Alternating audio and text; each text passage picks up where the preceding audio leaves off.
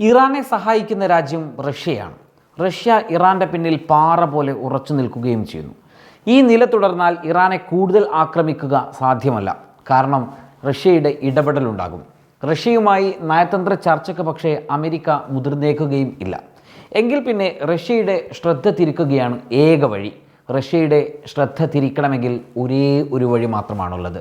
ആ വഴി ഉക്രൈനെ കൊണ്ട് മോസ്കോയെ ലക്ഷ്യമാക്കി കൂടുതൽ ആക്രമണങ്ങൾ നടത്തുക എന്നതാണ്. എന്നുവെച്ചാൽ റഷ്യക്കെതിരെ ഉക്രൈൻ കൂടുതൽ ആക്രമണം നടത്തണം. അത്തരമൊരു ഘട്ടം വന്നാൽ റഷ്യ തങ്ങളുടെ രാജ്യത്തിൻ്റെ സുരക്ഷയിൽ കൂടുതൽ വ്യാപൃതരാവുകയും ഇറാൻ ഇസ്രയേൽ യുദ്ധത്തിൽ നിന്നും പതിയെ പതിയെ പിന്മാറുകയോ ഉൾവലിയുകയോ ഒക്കെ ചെയ്യും. കഴിഞ്ഞ ദിവസം പടിഞ്ഞാറൻ റഷ്യയിൽ റഷ്യൻ അതിർത്തി മറികടന്നുകൊണ്ട് സൈന്യം കൂടുതൽ ആക്രമണം നടത്തിയത് ഇതിൻ്റെ ഭാഗമാണ്.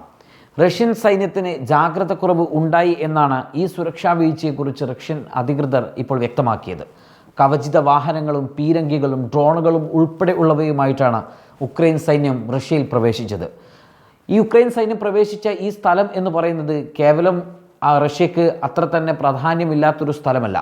റഷ്യയിലെ പഴയ കാലം മുതൽ നടന്നു വരുന്ന പ്രകൃതിവാതക സ്റ്റേഷൻ നിലനിൽക്കുന്നൊരു പ്രദേശത്താണ് ഈ ഉക്രൈൻ സൈന്യം പ്രവേശിച്ചിരിക്കുന്നത്. ഈ സ്റ്റേഷൻ ഉക്രൈൻ ആക്രമിച്ചേക്കുമോ എന്നാണ് റഷ്യ ഉറ്റുനോക്കുന്നത്. മുൻപ് റഷ്യ ഉക്രൈനിലെ ചില ആണവ നിലയങ്ങൾ ആക്രമിച്ചിരുന്നു. ഇതിന് തിരിച്ചടി നൽകുമോ എന്നതാണ് റഷ്യയെ ഭയപ്പെടുത്തുന്ന ഏറ്റവും പ്രധാനപ്പെട്ട ഒരു കാരണം. അതേസമയം തന്നെ ഇറാൻ ഇസ്രയേൽ യുദ്ധഭീതിയിൽ പുതിയ വഴിത്തിരിവുകളൊക്കെ ഉണ്ടായിക്കൊണ്ടിരിക്കുകയാണ്. യുദ്ധത്തിലേക്കുള്ള പിരിമുറുക്കം വർദ്ധിച്ചുകൊണ്ടിരിക്കുകയാണ്. ഇറാൻ റഷ്യയുടെ സഹായം തേടുമ്പോൾ അമേരിക്കൻ ആയുധങ്ങൾ ഇസ്രയേലിൽ എത്തിച്ച് യുദ്ധമുഖത്ത് കൂടുതൽ സജ്ജരാവുകയാണ് ഇസ്രയേൽ.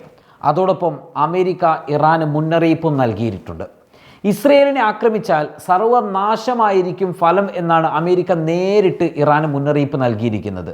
നേരത്തെ ഇസ്രായേലിൻ്റെ വ്യോമാക്രമണങ്ങളെയും മിസൈൽ ആക്രമണങ്ങളെയും പ്രതിരോധിക്കുവാൻ റഷ്യൻ നിർമ്മിത S-400 മിസൈൽ പ്രതിരോധ സിസ്റ്റങ്ങൾ ഇറാൻ സ്വന്തമാക്കിയെന്നും ടെഹ്റാനിൽ റഷ്യൻ യുദ്ധവിമാനങ്ങൾ ഇറങ്ങി എന്നതടക്കമുള്ള റിപ്പോർട്ടുകൾ പുറത്തു വന്നിരുന്നു. എന്നാൽ ഇതിനു പിന്നാലെയാണ് അമേരിക്കയുടെ ഏറ്റവും ആധുനിക യുദ്ധവിമാനമായ ഫൈറ്റർ F-22 ഇനത്തിൽപ്പെട്ട 2 പോർ വിമാനങ്ങൾ ഇപ്പോൾ ഇസ്രയേലിൽ എത്തിയിരിക്കുന്നത്.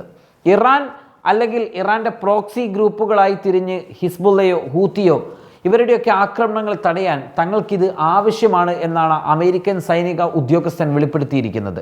യുദ്ധമുണ്ടായാൽ ഇസ്രയേലിനെ സഹായിക്കുന്നതിനായി ഈ മേഖലയിലേക്ക് കൂടുതൽ യുദ്ധക്കപ്പലുകളും വിമാനവാഹിനിയും യുദ്ധോപകരണങ്ങളുമൊക്കെ ഉടനെത്തുമെന്നും ഇതിനായി പ്രതിരോധ സെക്രട്ടറി ലോയിഡ് ഓസ്റ്റിൻ ഉത്തരവിട്ടതായും പെൻറ്റഗൺ അറിയിച്ചു കഴിഞ്ഞിട്ടുണ്ട്.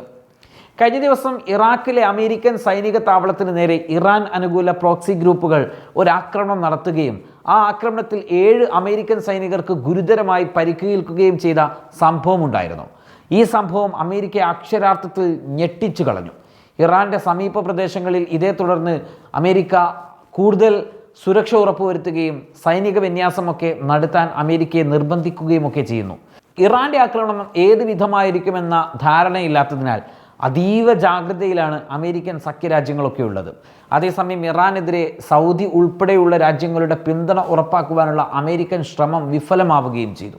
അറബ് രാഷ്ട്രങ്ങൾ കൂടുതൽ ശക്തമായ നിലപാടുകൾ സ്വീകരിക്കുന്നത് അമേരിക്കയും കുഴക്കുന്നുണ്ട്.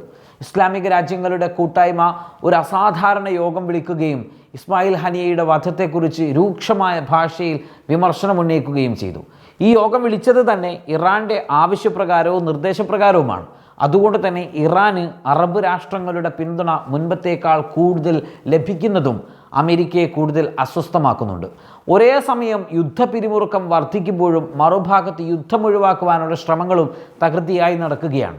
അമേരിക്കൻ ഉദ്യോഗസ്ഥർ തന്നെ ഇറാനോട് യുദ്ധത്തിൽ നിന്നും പിന്മാറണമെന്ന് ഇടനിലക്കാർ മുഖേന അഭ്യർത്ഥിച്ചു കൊണ്ടിരിക്കുകയാണ്.